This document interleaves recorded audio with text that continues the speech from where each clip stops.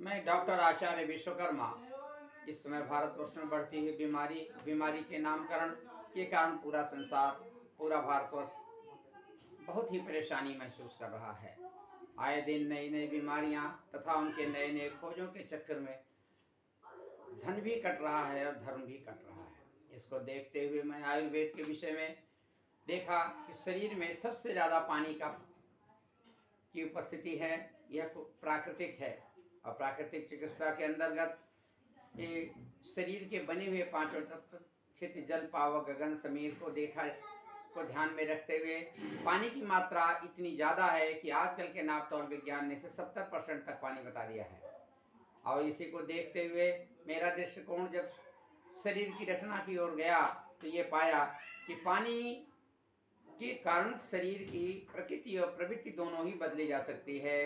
और इसी को ध्यान रखते हुए हमारे विदेशी तंत्रों ने हिंदुस्तान की संस्कृति और शरीर के संस्कारों को बिगाड़ने के नियत से ही इन्होंने बहुत तेजी से इसका प्रचार प्रसार किया। और पिछले 70 साल से लेकर 100 साल के बीच में जो हमारा अंग्रेजी दवाओं का बहुत तेजी से विकास हुआ, उसके पीछे कारण है कि भारतवर्ष की जनता को गुमराह किया गया। सर्वप्रथम मैं इस गुमराहियत के चक्कर में मैं आपको पानी की व्यवस्था के बारे में बताना चाहता हूँ। पानी अन्य लोगों ने कहा कि ज़्यादा पियो, क्यों? शरीर से, ताकि सारे विषाक्त रोग हमारे शरीर से निकल जाएं। यदि ऐसा होता नहीं, क्योंकि 70% पानी तो पहले ही है, और ज़्यादा पानी पिलाएंगे तो फिल्ट्रेशन की क्रिया शरीर के अंदर बढ़ जाएगी। और बढ़ने से क्या होगा कि हमारे जो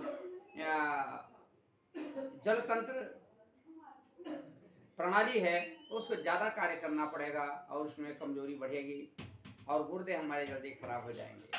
कारण कि पानी कुदरत के हिसाब से ही ज़्यादा है। और बाहर का पानी जब हम मिलाते हैं तो जगह जगह पानी पीते हैं तो हमारे शरीर का छनन कार्यक्रम जो होता है जल का, वो बढ़ जाता है। और विभिन्न प्रकार के पानी के तापमान और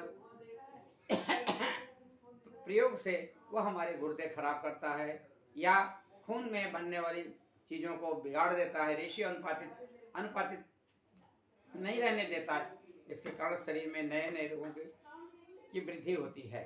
क्योंकि शरीर जरूरत से ज़्यादा कार्य करेगा तो उसकी क्रियाएं बहुत तेज़ी से जो स्वाभाविक हैं उससे बढ़ेंगी या विषाक्त हो जाने पर घटेंगी। इसी चीज़ को देखते हुए जब मैंने अध्ययन शुरू किया तो पाया कि अरब कंट्री में भी लोग पानी की व्यवस्था के लिए 1 महीने का रोज़ा रहते हैं। रोज़ा में क्या थूक भी निकलने की व्यवस्था नहीं बताई गई है, तो क्यों?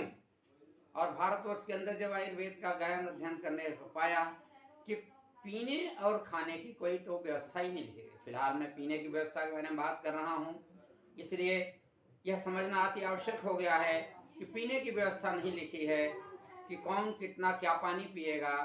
परंतु निराजल की व्यवस्था लिखी गई है कि अगर आप निराजल रहते हैं दिन भर तो आपको क्या क्या करना चाहिए, किस तरह से पानी को शरीर के अंदर डालना है और नहीं डालना है तो क्यों नहीं डालना है। क्योंकि निराजल महीने में 1 दिन, हफ्ते में 1 दिन, 15 दिन में 1 दिन कर देने से पूरे शरीर का शोधन हो जाता है।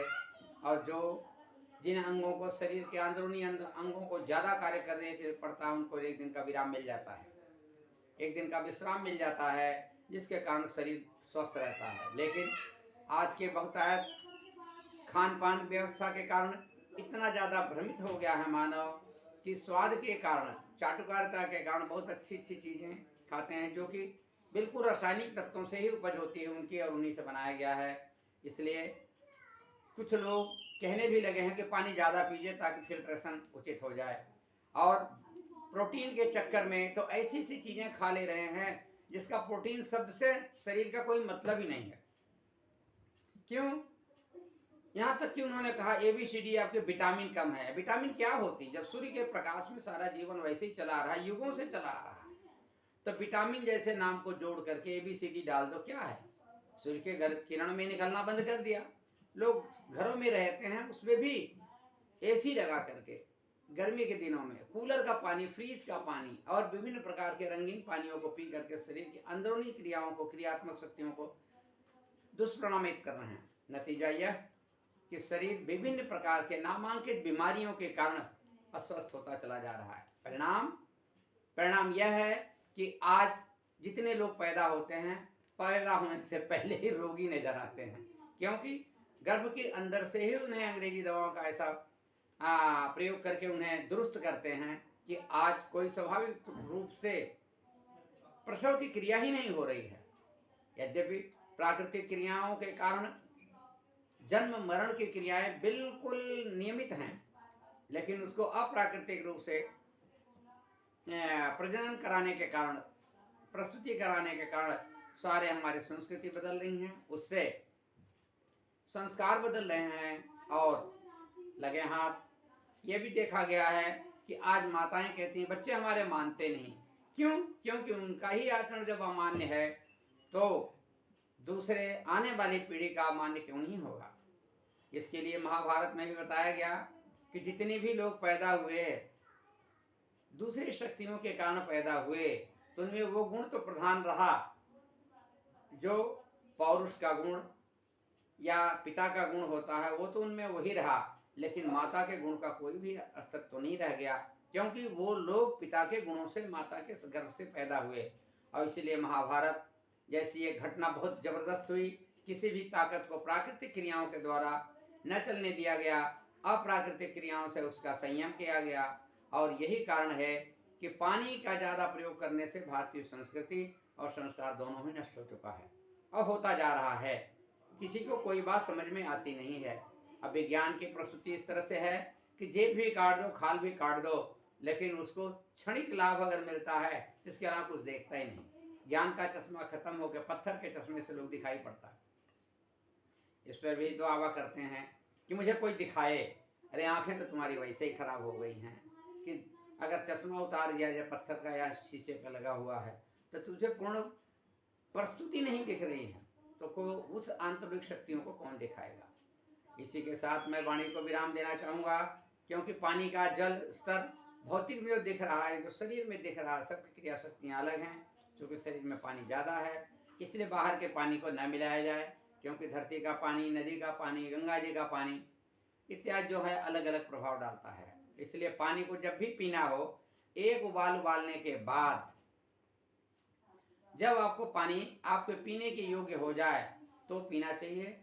और जब इस तरह से पानी पिएंगे तो शरीर अपनी बाह्य क्रियाओं के द्वारा, अंतः क्रियाओं के द्वारा जितना उसे ग्राह्य होगा वो ले लेगा, इंसान छोड़ देगा। परंतु इसके साथ सावधानी ये बरतनी चाहिए कि जो भी भोजन आप पदार्थ खा रहे हैं, एक तो समय और नियम के अनुसार लेते हुए जलीय ढंग का खाना चाहिए, ताकि ज़्यादा पानी की बाह्य आवश्यकता न पड़े। और श्रम तो बराबर करना है, नहीं करेंगे तो नुकसान ही नुकसान होगा। लेकिन पानी कम से कम शोध करके ही पीना चाहिए। शोधने में केवल एक उबाल दीजिए, इसके बाद गर्म ही स्थिति में पीजिए। उसे दूसरा पानी मिलाने से इसका असर खत्म हो जाता है और दुष्परिणामित हो जाता है। धन्यवाद। आप लोग लाइक करें और सब्सक्राइब भी करें, तथा इसके साथ कमेंट्स जो हैं वो भी लिखें। हम प्रश्नोत्तरी के लिए आपको तैयार हैं, उदाहरण के साथ आपको प्रस्तुत करेंगे। धन्यवाद।